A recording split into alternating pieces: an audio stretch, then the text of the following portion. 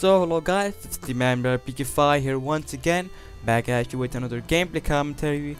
And in this gameplay commentary, we'll be taking a look at the XM8C submachine gun for your engineer class.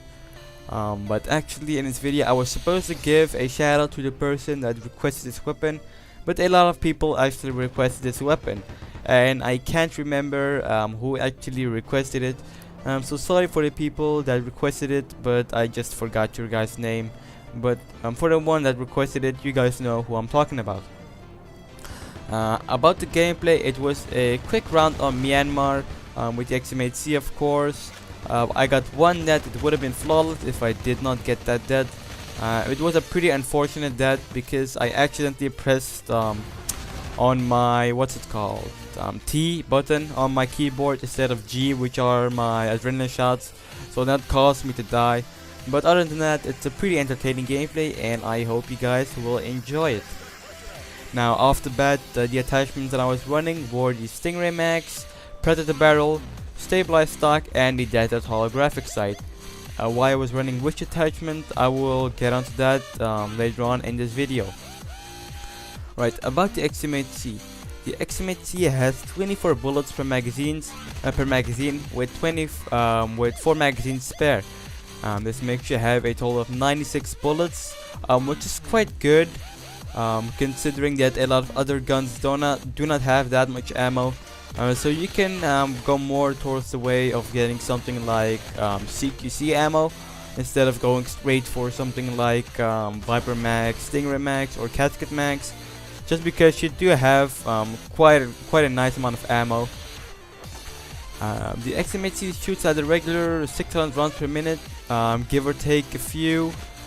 This is nothing out of the ordinary. It shoots about average like the other SMGs, not including something like the 9891, which shoots at 450, but it does shoot at a nice 600 rounds per minute, so you can expect to down your enemies quite fast at close range.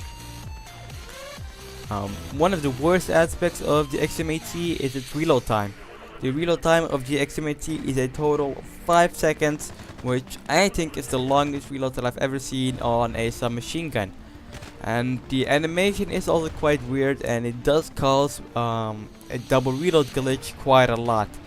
So if you're reloading this weapon, please take in consideration where you're reloading the weapon, because you do not want to get caught with your pants down with the reload of the weapon, because it will get you killed.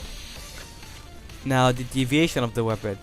The deviation of the weapon is not extremely low, but it's not extremely high like something like a PP19. The XM8C has moderate deviation, but you do not want to keep spraying this weapon for longer than like 5 to 6 shots, because then your bullets do get quite inaccurate. So I recommend shooting up to 3-round bursts or 2-round bursts at long ranges, or even quickly tap firing, which I actually did quite a lot in this gameplay, and I recommend you do as well.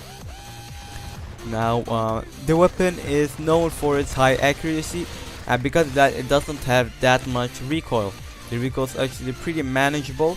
Thus you can use something like a balance stock on it to decrease the deviation, so that will allow you to spray more. And it also it doesn't touch your recoil, but lowering the deviation is really nice, because you can even tap fire better, land more shots and land more headshots. Now on to the attachment that I was using, and why I was using which attachment. I was using the stabilized stock because the weapon doesn't have that much recoil, but it's always nice to reduce the side-to-side recoil of any weapon, because that allows you to control the weapon way easier and get more long-range shots with the weapon as well, since the recoil will be vertical. But you can use anything ranging from the tactical stock to what I mentioned earlier, the balance stock. Those will work all well on this weapon.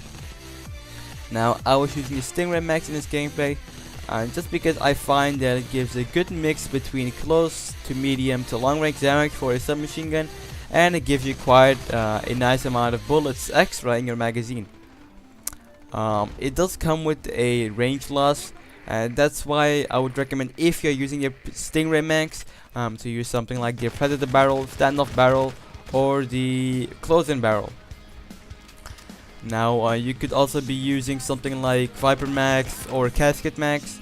Viper mags would be just as good as Stingray mags, and Casket mags would be good if you like to have a lot of ammo, so you can neglect, so you can, you know, like, get rid of the fact that the reload is that slow and you won't be caught reloading that often anymore.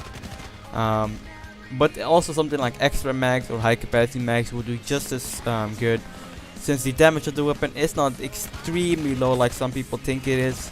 I would say something like the MP5. Now the barrel, as I said, you could use something like Precision, Predator, or Close-in. Any barrel will do. And for the sights, the XM8C is actually one of the best iron sights in the game, so those won't be a bad option. But I went for the just holographic sight just because I have them. But this video is coming to an end. Hope you guys enjoyed this gameplay commentary. This has been the Man BFP4F, and I'm out.